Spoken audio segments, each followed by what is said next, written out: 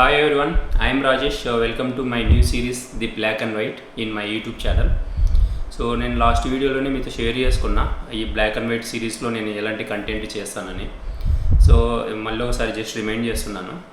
So ఈ black and white సిరీస్లో నేను చెప్పే కంటెంట్ ఏంటంటే నా లైఫ్ ఎక్స్పీరియన్సెస్ షేర్ చేసుకోవడం కానీ, తర్వాత నా లైఫ్ లెసన్స్ మీతో పంచుకోవడము, తర్వాత అదే సొసైటీలో ఏదైనా ఒక బ్యాడ్ ఇన్సిడెంట్ జరిగితే నేను కండెమ్ చేయడము, తర్వాత అగెనిస్ట్గా నా వాయిస్ రేజ్ చేయడము, ఇలాంటి ఇంటెన్షన్స్ కోసం అనేసి నేను ఈ black and white series start చేశాను అనమాట. So once again welcome to the black and white series. నేను ఈ సిరీస్లో ఆల్రెడీగా ఒక 2 వీడియోలు చేశాను. ఒకటి తిరుపతి మహాప్రసాద లడ్డు పొల్యూషన్ మ్యాటర్ గురించి, రెండోది వచ్చేసి నా లైఫ్ లెసన్, అది యూట్యూబ్ ద్వారా నేను నేర్చుకున్నది. ఈ 2 వీడియోలు ఈ థంబ్నెయిల్తో ఉంటాయన్నమాట నా వీడియోలో. If anyone interested please do watch. So ఈరోజు నేను చేయబోయే టాపిక్ దేని గురించి అని చెప్పే ముందర వ్యూవర్స్కి ఒక చిన్న క్వశ్చన్. హిపోక్రసీ అంటే అర్థం తెలుసా మీకు? హిపోక్రసీ మాట్లాడే వాళ్ళ గురించి తెలుసా? సో నాకు కూడా హిపోక్రసీ అంటే అర్థం తెలీదు, మాట్లాడే వాళ్ళ గురించి కూడా తెలియదు అనమాట. అవి తెలుసుకునేసరికి దాని అర్థం ఏంటి, వాళ్ళు ఎలాంటి వాళ్ళు మాట్లాడతారని తెలుసుకునేసరికి సగం జీవితం అయిపోయింది. సో ఈరోజు నా వీడియోలో ఆ హిపోక్రసీ మాట్లాడే వాళ్ళ గురించి, వాళ్ళు మన లైఫ్ని ఎలా ఎఫెక్ట్ చేస్తారు, వాళ్ళని ఎలా ఐడెంటిఫై చేయాలి అనే విషయాలు మీతో షేర్ చేసుకోవడం కోసం అని చెప్పి ఈ వీడియో చేస్తున్నాను. So once again my series the black and white. So ఈ హిపోక్రసీ గురించి మాట్లాడే వాళ్ళ గురించి చెప్పాలంటే నా లైఫ్లో జరిగిన కొన్ని సంఘటనలు ఎగ్జాంపుల్గా తీసుకొని మీతో షేర్ చేసుకోవాలనుకుంటున్నాను. నేను నా స్కూలింగ్ అంతా బీసీ హాస్టల్లో చదువుకున్నాను. లద్దగిరి అని ఒక మారుమూల గ్రామం అనమాట, అది కర్నూలు జిల్లాలో ఉంది. ఇంత మారుమూల గ్రామంలో ఒక హాస్టల్ 10th వరకు స్కూల్ ఎందుకు ఉందంటే, శ్రీ కోట్ల విజయభాస్కర్ గారు ex chief minister of Andhra Pradesh, ఆయన ఆ ఊర్లోనే జన్మించారు. సో అందువల్ల దానికి ఒక మంచి హాస్టల్, ఒక పెద్ద స్కూలు, అలాంటి సదుపాయాలు ఆ ఊర్లో పెట్టారు. యాక్చువల్గా ఆ హాస్టల్ అండ్ స్కూలు 6th నుంచి 10th స్టాండర్డ్ వరకు ఉంటాయన్నమాట. మామూలుగా పిల్లలకి 6th స్టాండర్డ్ చేసే ఏజ్ ఏంటంటే మహా అయితే 11 లేదా 12 సంవత్సరాలప్పుడు 6వ తరగతులు చేర్పిస్తారు.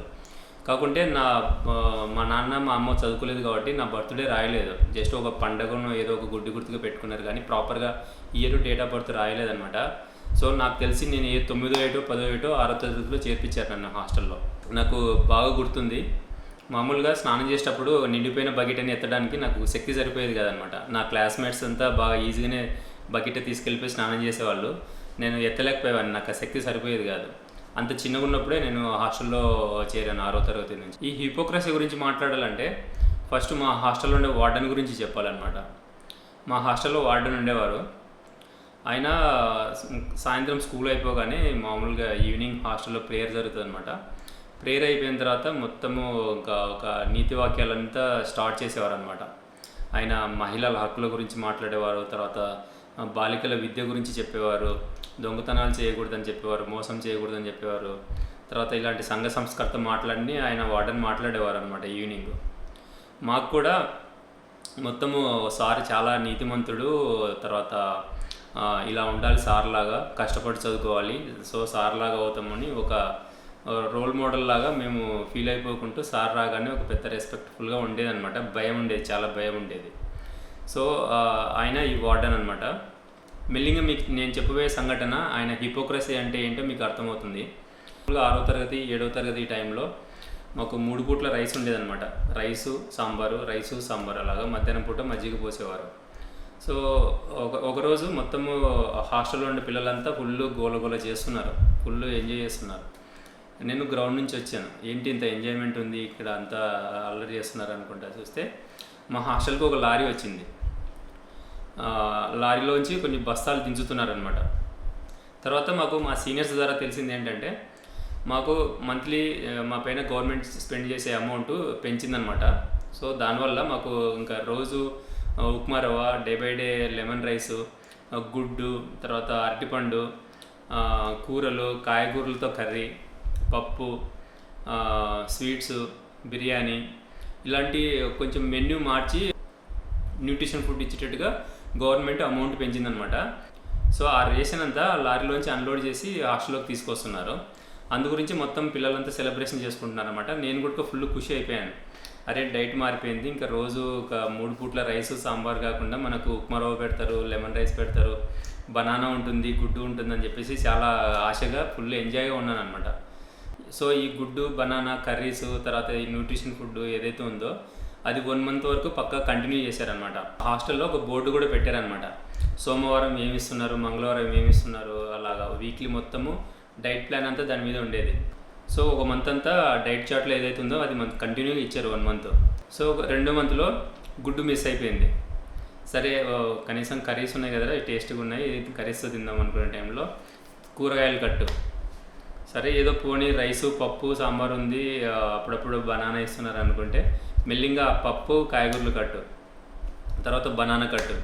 సో మళ్ళీ తిరిగి ఒక 2 months తర్వాత సేమ్ డైట్ అనమాట. 6వ తరగతి 7వ తరగతిలో ఏముందో అది రైసు సాంబారు, మధ్యాహ్నం పూట మజ్జిగ. ఏదో August 15th లేదా రిపబ్లిక్ డే టైంలో హాస్టల్కి తర్వాత స్కూల్కి ఫ్లాగ్ హోస్టింగ్కి విఐపీస్ వచ్చేవారనమాట.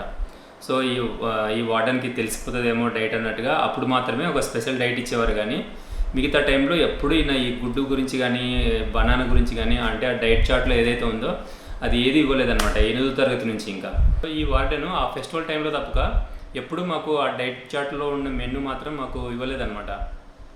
సో నేను రోజు ఈవినింగ్ ఆ చార్ట్ దగ్గర నిల్చొని రేపు ఉప్మా పెడతారు, గుడ్డు ఇస్తారు, బనానా ఉంటుందని చెప్పి ఆశగా చూసేవాడిని.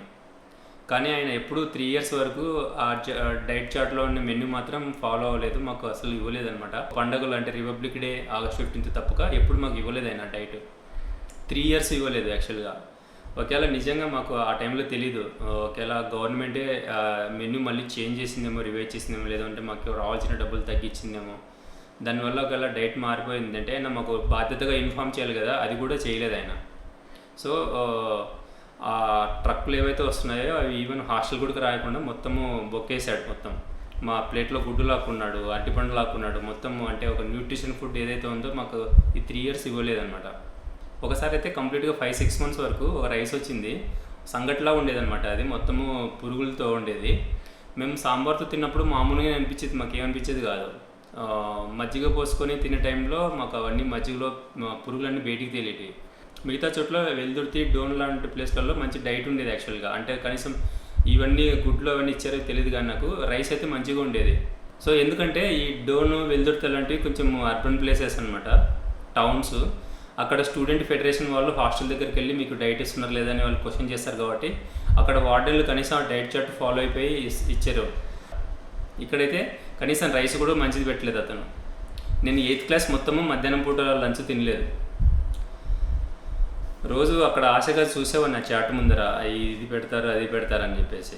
సో ఇదనమాట ఈ వార్డెన్ చేసింది. ప్లేట్లోంచి ఎగ్గు లాక్కున్నాడు, ఉప్మా పెట్టలేదు, బనానా పెట్టలేదు. మొత్తం అంటే ఒక పెరిగే వయసులో పిల్లలకి ఒక పౌష్టికాహారం ఏదైతే ఉంటుందో అది గవర్నమెంట్ ఇస్తుందంటే ఈయన మధ్యలో వచ్చి బొక్కేశాడు అనమాట దాన్ని. పిల్లలకి ఎదిగే వయసులో పౌష్టికాహారం లేకుంటే ఎంత అది లైఫ్ లాంగ్ ఉంటుంది అనమాట. వాళ్ళు మెంటల్గా వీక్ ఉంటారు, ఫిజికల్గా వీక్గా ఉంటారు. ఈ వార్డెన్ మాత్రము ఇంకా మొత్తము సంఘ సంస్కృత మాటలన్నీ మాట్లాడేవాడు అనమాట. ఈ వార్డెన్కి 2 కూతుర్లు, 1 కొడుకు అనమాట. ఈయన బాలికల విద్య గురించి అని చెప్పేసి మాట్లాడేటోడు. కొడుకునేమో పారాయణ ఫ్రీ చైతన్య కాలేజీలలో హాస్టల్లో చేర్పించేసి బిడ్డలనేమో ఈ సేమ్ గవర్నమెంట్ బడికి పంపించేవాడు అనమాట. ఇది ఇక్కడ మాకు ఈరోజు గుడ్డు ఉంది కదా, లేదంటే అరటి పండిస్తారా అని చెప్పేసి మేము చిన్నపిల్లలం కాబట్టి అడగలేకపోయాం. యాక్చువల్లీ ఎవరిని క్వశ్చన్ చేయలేకపోయాం, ఎవరికి ధైర్యం ఉండేది కాదు. వంట మనుషులను అడిగితే మీరు వార్డెన్కి అడగండి అని చెప్పేవాళ్ళు. సో వార్డెన్ అడిగే ధైర్యం ఎవరు చేయలేదన్నమాట. అలాగా 3 years వరకు ఈయన డైట్ నొక్కేసాడు. ఈవెన్ బస్తాలు కూడా హాస్టల్కి వచ్చేటి కాదు, అక్కడికి రాకుండానే లోడ్లు అమ్మేసుకునేవాడు అనమాట ఇతను. నేను చాలాసార్లు చూశాను, షుగర్ ఉంటుంది కదా, షుగర్ హాస్టల్ నుంచి బస్తాలు పట్టుకెళ్ళేవాడు ఇంటికి.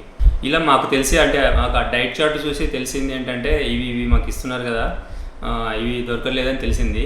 ఈ డైట్ చార్ట్లో లేకుండా ఇంకా ఎన్ని బొక్కేసాడో మాకు తెలీదు. ఇతను మాకు సంఘ సంస్కృత మాటలు మాట్లాడారనమాట. సో దీన్ని హిపోక్రసీ అంటారు. రీసెంట్గా ఈ వార్డెన్ చనిపోయారనమాట. చనిపోయినంత మాత్రాన చేసిన పాపం సమాధితో కప్పివేయబడదు కదా. సో నాకు తర్వాత తెలిసింది ఈయన మాట్లాడంతా హిపోక్రసీ అని. మొదటగా ఈయన ద్వారా తెలిసిందనమాట హిపోక్రసీ అంటే ఇలా ఉంటుందని. సో ఈ వీడియోని వాళ్ళ కూతుర్లు కానీ, కొడుకు కానీ, లేదంటే బంధువులు కానీ చూస్తుంటే వాళ్ళకి జస్ట్ మళ్ళీ చెప్తున్నాను ధైర్యంగా, మీ ఫాదరు మా ప్లేట్లో గుడ్డు లాక్కున్నాడు, అరటిపండు లాక్కున్నారు, మాకు న్యూట్రిషన్ డైట్ ఇవ్వలేదు, మాకు రావాల్సిన బెనిఫిట్స్ ఇవ్వలేదు, మీ తండ్రి చేశాడు అది మాకు.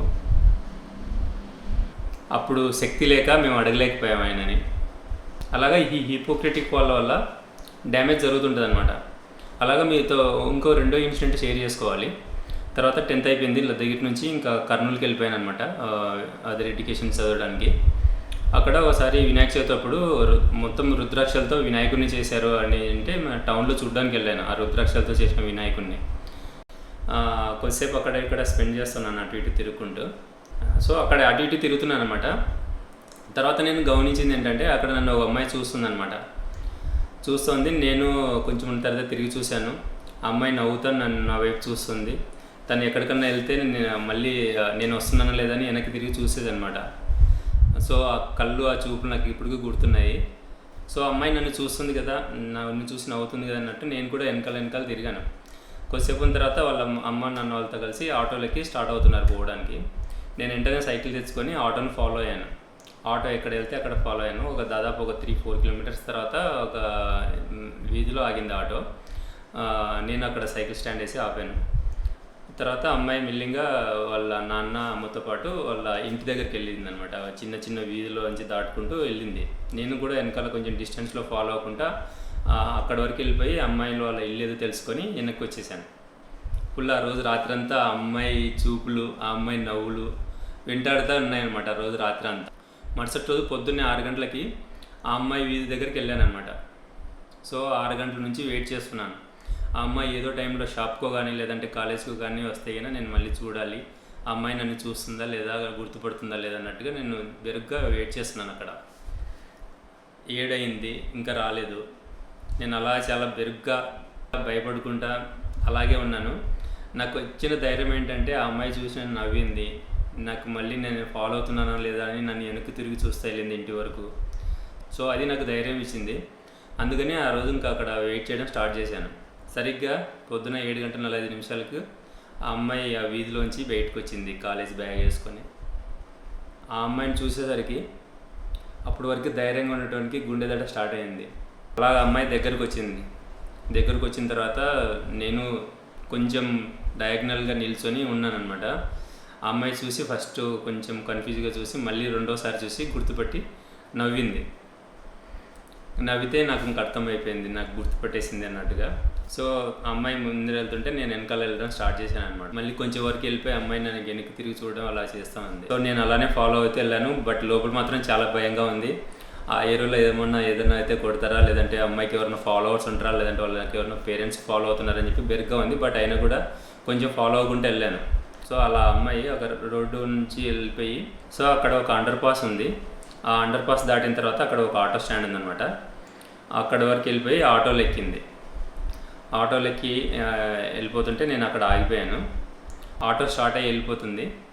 మళ్ళీ తల వెనక్కి పెట్టి నా వైపు చూసి నవ్వుకుంటూ వెళ్ళింది అనమాట. 2వ రోజు, 3వ రోజు, 4వ రోజు కంటిన్యూస్గా వచ్చాను. వచ్చిన తర్వాత ఇంకా 5వ రోజు, 6వ రోజు మొత్తానికి ధైర్యం చేసి ఎలాగైనా ఈసారి ఫోన్ నెంబర్ ఇవ్వాలి అని చెప్పేసి ఒక ఫ్రెండ్ది పీపీ నెంబర్ ఉంటే పట్టుకెళ్ళాను. పేపర్ మీద రాసుకొని నెంబర్ ఇచ్చేయాలి తనకి అన్నట్టుగా. సో యథావిధిగా ఆ రోజు వచ్చింది, చూసి నవ్వింది. సో ఆ అండర్ పాస్ దగ్గరికి వెళ్ళిపోయి ఫోన్ నెంబర్ ఇవ్వాలి, అది టాస్క్ అనమాట. జస్ట్ ఆ అమ్మాయి వెనకాలకి వెళ్ళిపోయి ఫోన్ నెంబర్ ఇచ్చేద్దామన్న టైంలో అక్కడ ఒక తెలిసిన అంకులు కనిపించాడు. నన్ను చూసి మామూలుగా నార్మల్గా మాట్లాడాడు అనమాట. ఇది మాట్లాడి ఏం బాగున్నావు, బాగా చదువుకుంటున్నావు, అది అక్కడి వరకు అయిపోయింది. డిస్పర్స్. ఇంకా ఆ రోజు అయ్యో నేను నంబర్ ఇవ్వలేకపోయాను అని చెప్పేసి బాధపడుకుంటా మళ్ళీ మరుసటి రోజు ట్రై చేద్దామని మరుసటి రోజు వెళ్ళాను. మరుసటి రోజు కూడా అంకుల్ వచ్చాడు. అక్కడ వచ్చి మళ్ళీ అదే మాట్లాడి అదే వెళ్ళిపోయాడు.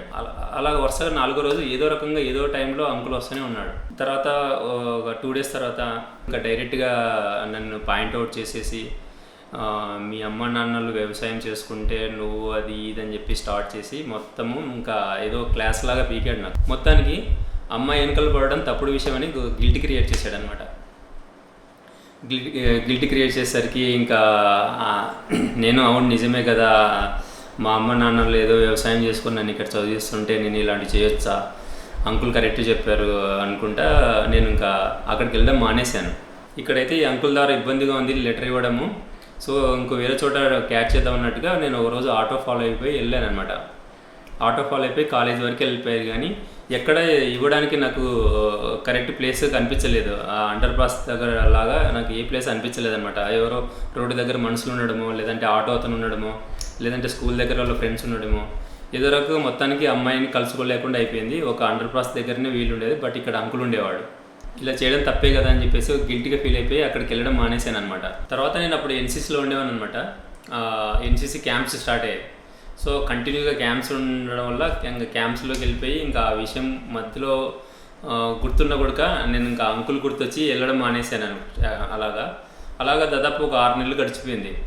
6 నెలలు గడిచిపోయిన తర్వాత ఒకరోజు మధ్యలో ఆ పాప గుర్తొచ్చేది, కానీ ఈ అంకుల్ చెప్పేసి ఆ గిల్ట్ క్రియేట్ చేసిన వల్ల నేను ఆ ఏరియాకి వెళ్ళలేకపోయాను. తర్వాత సమ్మర్ ఆ టైంలో ఒకసారి ఆ వీధి వైపు వెళ్ళాను. ఆ వీధి దగ్గరకు ఉన్నాను, వెయిట్ చేస్తున్నాను, రావట్లేదు. సో ఇక్కడికి రావట్లేదు అన్నట్టుగా నేను మళ్ళీ ఆ వీధిలో వాళ్ళ ఇంటి వరకు వెళ్ళిపోయాను డైరెక్ట్గా. అలా బెరుగ్గా భయపడుకుంటానే ఇంటి వరకు వెళ్ళిపోయాను, కానీ కనిపించలేదు. నేను ఎప్పుడు ఆ అమ్మాయిని వీధి దగ్గరే చూసేవాను, కానీ ఆ ఇంటి దగ్గర ఎప్పుడూ చూడలేదన్నమాట. ఒకరోజు ధైర్యం చేసి ఒక ఇంటి వాళ్ళని అడిగాను అనమాట. ఇక్కడ ఒకరు ఉండేవాళ్ళు అని చెప్పి అడిగాను. అడిగితే వాళ్ళు మీరెవరు అని చెప్పేసి అడిగారు. మీరెవరని సరికి భయం వేసి ఇంకా నేను వచ్చేసాను అక్కడ నుంచి. చేసి అలా అమ్మాయి తాలూకు కాంటాక్ట్ పోయింది. నేను నంబర్ ఇవ్వలేకపోయాను. మేబీ వాళ్ళు ఇల్లు ఖాళీ చేసి వేరే చోటుకి వెళ్ళిపోయారో ఏంటో తెలీదు. మొత్తానికి కమ్యూనికేషన్ లేనందువల్ల అమ్మాయి స్టేటస్ తెలియకుండా అయిపోయింది. తర్వాత నాకు వైజాగ్లో జాబ్ వస్తే వైజాగ్ వచ్చేసాను. కొన్ని రోజుల తర్వాత నేను కర్నూలుకి వచ్చాను. కర్నూలుకి వచ్చిన తర్వాత మామూలుగా వేరే ఫ్రెండ్స్ అది మాట్లాడుతూ ఆ అంకుల్ అని చెప్పి మాట్లాడితే ఆ అంకుల్కి వాళ్ళ ఆవిడ డైవర్స్ ఇచ్చింది. రీజన్ ఏంటంటే అంకుల్కి ఒక సెటప్ ఉందంట ఆల్రెడీగా. సో అది ఇంట్లో తెలిసిపోయి గొడవ అయిపోయి డైవర్స్ ఇచ్చింది. అంకుల్ ఇప్పుడు ఎక్కడున్నాడో తెలియదు అన్నట్టుగా ఫ్రెండ్స్ వాళ్ళు చెప్పారు. సో ఇదంతా ఈ ఇన్సిడెంట్ మీతో ఎందుకు షేర్ చేసుకుంటున్నానంటే, ఈ హిపోక్రసీ మాట్లాడే వాళ్ళు ఇలాగే ఉంటారనమాట. మన వెల్ విషర్స్ లాగా, ఒక మనం మంచి కోరే వాళ్ళలాగా ముసుగు ధరించి ఉంటారు. సో వీళ్ళు మనల్ని ఎందుకు ఆపుతున్నారో ఏంటో అనేది మనకు డ్యామేజ్ అయ్యేంత వరకు తెలియదు అనమాట. సో మొత్తం ఈ ఇన్సిడెంట్ మీతో ఎందుకు షేర్ చేసుకుంటున్నానంటే, ఈ హిపోక్రసీ మాట్లాడే వాళ్ళు ఇలాగే ఒక విల్విషర్ లాగా, మన మంచి కోరి చెప్పేటోళ్ళలాగా ఒక మాస్క్ వేసుకొని ఉంటారనమాట. వాళ్ళు మనకు చెప్తారు కానీ వాళ్ళు ఫాలో అవ్వరు. సో వీళ్ళు ఏ ఇంటెన్షన్తో మనల్ని ఆపుతున్నారు అనేది మనకు డ్యామేజ్ జరిగేంత వరకు తెలీదు. సో ఇలాగా నా లైఫ్లో ఈ హిపోక్రటిక్ వాళ్ళు వెల్విషర్స్ అనే ముసుగులో చాలామంది అనమాట. నేను జస్ట్ ఒక 2 ఎగ్జాంపుల్ షేర్ చేశాను. అది చాలా బిట్టర్ ఎక్స్పీరియన్సెస్ అనమాట, చాలా పెయిన్ఫుల్ ఎక్స్పీరియన్సెస్. చిన్న ఏజ్లో ఆ డైట్ ఇస్తారు కదని చెప్పేసి ఆశ పెట్టుకున్నప్పుడు ఆ డైట్ నోటి నుంచి తీసేయడము, ఆ వార్డెన్ గురించి, ఆ హిపోక్రటిక్ వార్డెన్ గురించి. సో తర్వాత ఈ వెల్విషర్ అనే ముసుగులో వచ్చిన ఈ అంకుల్ గురించి అనమాట. ఆ అమ్మాయికి నాకు కాంటాక్ట్ లేకుండా చేసాడు తను. సో మేబీ ఆ అంకుల్ నాకు నిజంగానే నా మంచి కోరి చెప్పాడు అనుకుందాము. బట్ తన లైఫ్లో కూడా పాటించుంటే తన వైఫ్ డైవర్స్ అవ్వకుండా ఇప్పుడు కలిసి ఉండేవాళ్ళు కదా. ఏ పేపర్లోనో టీవీలోనో చూసి పిల్లలు ఇలా అయిపోయారు, ఇలా చేసుకున్నారని చెప్పేసి దాన్ని చూసి చెప్పాడే అనుకుందాం. బట్ అందరి లైఫ్లో జరిగినట్టుగా నాకు కూడా జరుగుతుందని గ్యారంటీ ఏంటి? మేబీ ఆ అమ్మాయితో నేను ఇప్పటికీ కలిసి ఉండేవాడినేమో, మేము ఇప్పటికీ ఉండేవాళ్ళేనేమో. ఇలా అనమాట. ఈ వెల్విషర్స్ ముసుగులో ఉండి మనల్ని ఏది చేయనీయకుండా ఆపుతారు, బట్ వీళ్ళు మాత్రం లోపల చేస్తుంటారు అనమాట. సో ఇలాంటి హిపోక్రటిక్ వెల్విషర్స్ ముసుగులో ఉండే వాళ్ళని గుర్తించి వాళ్ళ నుంచి దూరంగా ఎలా ఉండాలి, వాళ్ళని ఎలా ఐడెంటిఫై చేయాలి అనే ఇంటెన్షన్తోనే నేను ఈరోజు ఈ టాపిక్ చేస్తున్నాను. సో ఇలాంటి వెల్విషర్స్ ముసుగులో వేసుకున్న అంకుల్ లాంటి వాళ్ళు ఏదో సాఫ్ట్గా కనిపించారు కదని చెప్పేసి నీతి వాక్యాలు చెప్పడం స్టార్ట్ చేస్తారనమాట. సో ఈ సోకాల్డ్ వెల్విషర్స్ అనే ముసుగులో ఉండే హిపోక్రటిక్ గాళ్ళు, ఈ అంకుల్ లాంటి వాళ్ళు, ఒక అమ్మాయి నన్ను ఇష్టపడుతుంది, నేను అమ్మాయిని ఇష్టపడుతున్నాను, అది మా ఇద్దరు మ్యాటర్ యాక్చువల్గా. మధ్యలో ఈ అంకుల్ వచ్చేసి ఏదో ఒక సోకాల్డ్ నీతులు చెప్పేసి దాన్ని బ్రేక్ చేశాడనమాట. అతను ఎవరి దగ్గర అయినా సాఫ్ట్గా కనిపించావా ఆ హిపోక్రటిజం బయటకు వచ్చేస్తుంది అనమాట ప్రతి ఒక్కరి దగ్గర నుంచి. ఆ హిపోక్రటిజం బయటకు వచ్చేసి మనల్ని లేనిపోని మాట్లాడేసి మనల్ని గిల్ట్కి పెట్టేసి కార్నర్ చేసేస్తారు, ఏం చేయకుండా చేసేస్తారనమాట. అదే అల్లరి చిల్లరిగా ఉండే నాయనలు వచ్చేసి ఎవరైనా అమ్మాయిని యూటీజ్ చేస్తుంటే వీళ్ళు ధైర్యం చేసి వెళ్ళగలరా, దగ్గరికి చెప్పగలరా ఇలాంటి నీతులన్నీ. ఏ అంకుల్ బహుత్గా చలే హాసే నికల్, అది వాళ్ళ రియాక్షన్. ఉత్సపడుతుంది ఇలాంటి హిపోక్రటిక్ అలాంటి దగ్గరికి వెళ్ళాలంటే. సో నాకు కొంచెం పెద్దగా అయిన తర్వాత నాకు అప్పుడప్పుడు అనిపిస్తుండేది, వాళ్ళ దగ్గరికి వెళ్ళి ఆ రోజు ఇలా ధైర్యంగా మాట్లాడి ఎదురు తిరిగి చెప్పింటే ఎలా ఉండేది అనేది. ఆ వార్డెన్ దగ్గరికి వెళ్ళి, హలో సార్, నమస్తే సార్, మీ నీతులు ఆపండి, మీరు మా ప్లేట్లో కొట్టేసిన గుడ్డు ఇంకా సరిపోలేదా, మా డైట్ కొట్టేశారు కదా, ఇంకా అది సరిపోలేదా మీకు, ఈ నీతుల మీద మేము భరించాలా అని చెప్పాలనిపించేది అనమాట మా వార్డెన్కి, హాస్టల్ వార్డెన్కి. తర్వాత ఈ హిపోక్రటిక్ అంకుల్ దగ్గరికి వెళ్ళిపోయి, అవును అంకుల్, ఆ అమ్మాయికి నాకు మధ్యలో కుచ్చు అవుతా హై అవుతుంది, దిల్తో పాగలు హై అవుతుంది, మధ్యలో నీకెందుకు అంకుల్ అని చెప్దాం అనిపించేది. తర్వాత నాకు ఈ హిపోక్రటిక్ కళ గురించి తెలిసిన తర్వాత నేను కూడా చాలాసార్లు బాధపడ్డాను అనమాట. ఎందుకంటే నేను కూడా తెలుసో తెలియకో, లేదంటే కొన్ని సాధించుకోవాలనో, లేదా కొన్ని అవసరాల గురించో హిపోక్రటిక్గా మాట్లాడాను, హిపోక్రటిక్గా బిహేవ్ చేశాను. అది గుర్తొచ్చింది నాకు. చాలాసార్లు రిగ్రెట్ అయ్యాను, అరే ఎందుకు ఇదంతా ఇంత చిన్న సాధించుకోవడానికి మనకి ఇంత అవసరం అనిపించేది. కానీ కాన్షియస్గా దాన్ని ఎఫర్ట్ పెట్టేసి ఆ హిపోక్రటిజంని తగ్గించడానికి చాలా ట్రై చేస్తూ ఉంటాను. మధ్యలో అవసరం పడుతుంటుంది, కొన్నిసార్లు అవసరం అనిపిస్తుంది, బట్ స్టిల్ ఆ హిపోక్రటిజంని తగ్గించుకోవడానికి అటెంప్ట్ అయితే చేస్తున్నాను నేను. అలా ఈ హిపోక్రటిక్ గాళ్ళు మనకి ఎప్పుడూ లైఫ్లో అలా తారసపడుతుంటారు. అరే బావా, ఫుల్ పొట్ట ఉందిరా, నువ్వేమో బాగా స్లిమ్గా ఉన్నావు, పొట్ట తగ్గించి మార్గం చెప్పు అంటే అయిపోయింది. ఇంకా ఆ ఇన్నోసెంట్ క్వశ్చన్కి వాడు హిపోక్రటిక్ అయిపోతాడు అనమాట. అరే నేను పొద్దున్నే 5 గంటలకు లెగుస్తాను, 5 కిలోమీటర్లు పరిగెడతా, నేను లిక్కర్ జోన్కి వెళ్ళను, ఏదో వాడి టైం బాగుండి వాడు స్లిమ్గా ఉన్నాడు, ఆ మాత్రం దానికి వాడు ఇంకా చేయింటివన్నీ మొత్తం కలిపి చెప్పేసేసి నేను ఇది అని చెప్పేసి వాడు ఏదో గొప్పగా చెప్పుకోవాలన్నట్టుగా స్టార్ట్ చేస్తాడనమాట. నైట్ అయితే ఒక ½ వేసేస్తుంటాడు. మళ్ళీ ఇంకోడేమో a friend in need, a friend is in need అని చెప్పి స్టార్ట్ చేస్తాడు. కార్పొరేట్ కంపెనీలు ఏమో manager passionated, hard work, enthusiastic ఇలాంటివన్నీ చెప్పి స్టార్ట్ చేస్తారనమాట. సో ఇలాగ మొత్తము అలా చెప్తూ మనల్ని చాలా గిల్ట్గా క్రియేట్ చేస్తారు. వాళ్ళు తెలిసి తెలియకుండా చాలా డ్యామేజ్ చేస్తారనమాట. అంటే మనము అవతలోడు ఈ చెప్పేటవన్నీ చేస్తాడా అని చెప్పేసి మనం అబ్జర్వ్ చేయము, మనకు అంత ఇంట్రెస్ట్ ఉండదు వాడి లైఫ్ గురించి. వాళ్ళేమో మనకి వాడు అది చేశాడంటే నేను చేయలేకపోయానని చెప్పేసి గిల్ట్ క్రియేట్ చేసి మనల్ని కార్నర్ చేస్తారనమాట. అంటే ఒక మోటివేషన్ లేకుండా కంప్లీట్గా డిగ్రేడ్ చేసేస్తారు మనుషుల్ని. వీళ్ళ దగ్గరికి ఇన్నోసెంట్ మొహం పెట్టుకుని ఏదైనా సలహా అడడానికి వెళ్తే అయిపోయావు. ఈ హిపోక్రటిక్ వాళ్ళు, ఈ సోకాళ్ళు వెల్విషర్స్ ముసుగేసుకున్న వాళ్ళు రఫ్ గుండెల దగ్గరికి అస్సలు రాలేరనమాట. వాడికి ఎందుకు లేరు బాబు సలహాలు అనుకుంటారనమాట. అలాంటి వాళ్ళకే చెల్లుతుంది. కానీ ఇన్నోసెంట్గా కామన్గా ఉంటే కన్నా ఈ హిపోక్రటిక్ వాళ్ళు భరించలేము. వీళ్ళ తలకు లైఫ్ ఎంత డ్యామేజ్ అని చెప్పి తర్వాత డ్యామేజ్ అయితే కానీ తెలియదు మనకు. అవును, ఒక అమ్మాయి అబ్బాయి ఇష్టపడితే లవ్ చేసుకుంటారు, కుచ్చు హృదయ చేసుకుంటారు, ఏదైనా చేసుకుంటారు, పోతే వాళ్ళు నాకిపోతారు, మీకెందుకు మధ్యలో. సో ఒకరు నాకిపోయారు అని చెప్పేసి అన్ని జంటలు అలా అయిపోరు కదా. 99% అంతా అలా అవ్వట్లేదు కదా. 100 మంది జంటల్లో 10 అవుతుంటాయి, 90 మంది ఎందుకు ఆపడం వేరే వాళ్ళని కలపకుండా. సో హిపోక్రసీ, వెల్విషర్స్ ముసులో హిపోక్రసీ స్టార్ట్ అవుతుంది. ఒకడికి నిజంగానే చదువులు ఇష్టం ఉండదు, వేరేది కోరుకుంటుంటాడు, హిపోక్రసీ స్టార్ట్ అవుతుంది. చదివితే ఇలా అయిపోతారు, ఇలా ఫారిన్ వెళ్ళిపోతారు అని చెప్పేసి స్టార్ట్ చేసేసి వాడికి నిజంగానే చదువు మీద ఇంట్రెస్ట్ లేకుండా ఉండేదాన్ని మొత్తం అసైన్మెంట్స్కుంటే చేస్తారనమాట. వాడికి ఇంకా గిల్ట్ స్టార్ట్ అవుతుంది.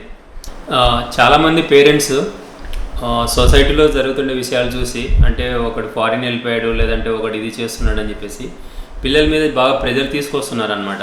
అంటే పేరెంట్స్ అనేది ఒక వెల్విషర్స్ కేటగిరీలో జెన్యున్గా ఉండేటోళ్ళు. సో వాళ్ళు కూడా పేరెంట్స్ కూడా ఒక హిపోక్రటిక్ లాగా మారిపోతున్నారు. రైట్ పేరెంట్ అనేది కూడా మీరు ఐడెంటిఫై చేయడం చాలా ముఖ్యం. సో లేదంటే సగం ఈ పేరెంట్స్ మూలంగానే చనిపోతారు పిల్లలు. సో ఈ హిపోక్రటిక్ వాళ్ళు మన లైఫ్లో అలాగా తారసపడుతుంటారు అనమాట. లైక్ యూట్యూబ్లలో ఇంటర్వ్యూలలో కానీ, లేదంటే ఆడియో ఫంక్షన్స్లలో మాట్లాడడం కానీ, లేదంటే పొలిటికల్ ముసుగులో ఉండడం కానీ, వ్యక్తిత్వ వికాసం క్లాసులు అని చెప్పేసి కొంతమంది టెడ్ టాకులు చేస్తుంటారు అనమాట. సో వాళ్ళల్లో కరెక్ట్గా వెల్విషర్ని గుర్తించాలి. సో ఇలాంటి హిపోక్రటిక్ గాలని బయటికి తీయడము, వాడు చెప్పింది మీకు ఒకసారి మీ ముందుంచడము, వాడు చెప్పింది జెన్యునా కాదని చెప్పేసి మీకు మీ నోటీస్ తీసుకురావడము, ఇలాంటి విషయాలు ఇంకా నేను ఫ్యూచర్లో చాలా చేయబోతున్నాను. ఈ లోకంలో భూమి మీద ఈ తప్పులు ఒప్పులు అలాంటివన్నీ ఏమీ లేదు. తప్పులు ఒప్పులు అనేది ఒక పెద్ద బ్రహ్మ పదార్థం అనమాట అది. సో ఇక్కడ తప్పులు ఒప్పులు చెప్పేటోడు కూడా అంత జ్ఞానం ఉన్నటోడు ఎవడు లేడు. సో లోకల్లో కొన్ని రూల్స్ ఉంటాయి, లా ఉంటుంది. ఈ చట్టబద్ధంగా ఎలా మలుచుకుంటే ఎలాగ ఫిట్ ఇన్ అవుతావు సొసైటీలో, దాన్ని బేస్ చేసుకొని దాన్ని బిహేవ్ చేసుకుంటూ ఉండాలి. కానీ తప్పులు ఒప్పులు అనేటివి ఏమీ ఉండవు. వెళ్తాం, అది జర్నీ యాక్చువల్గా మనది. నథింగ్ యాక్చువల్గా తప్పు లేదు, రైటు లేదు. ఈ హిపోక్రటికల్ వల్ల మనకు తప్పొప్పులు తెలుసుకొని గిల్ట్కి క్రియేట్ అయిపోయి అంత బాధపడుకుంటుండాలి. సో అది నా వీడియో ఇంటెన్షన్ ఏంటంటే యాక్చువల్గా వెల్ విషర్స్ని ఈ హిపోక్రటికాల్ని బైఫర్కేట్ చేసి చూడాలి. సో ఈ హిపోక్రటిక్ గాలని ఎంత దూరం ఉంచితే అంత మంచిది లైఫ్కి. సో అదనమాట ఈరోజు ఈ వీడియోలో ఈ టాపిక్. ఈ హిపోక్రసీ అంటే ఏంటి, ఈ హిపోక్రటిక్ గాల్ని ఎలా ఐడెంటిఫై చేయాలి, ఇలాంటి విషయాలు మీతో షేర్ చేసుకోవాలన్నట్టుగా ఈ వీడియో ముందుకు వచ్చాను. సో ఇంకా ఫ్యూచర్లో ఈ బ్లాక్ అండ్ వైట్ సిరీస్లో మన యూట్యూబ్లో కానీ లేదంటే ఏదైనా పబ్లిక్ ఫంక్షన్స్లలో ఒక కామెంట్ చేసినోడు కానీ వాడి నిజంగానే చెప్పాడా లేదంటే హిపోక్రటికా అనేది మీకు లాజికల్గా ఎక్స్ప్లెయిన్ చేసేసి నేను ఈ వీడియోలో చేయబోతున్నాను.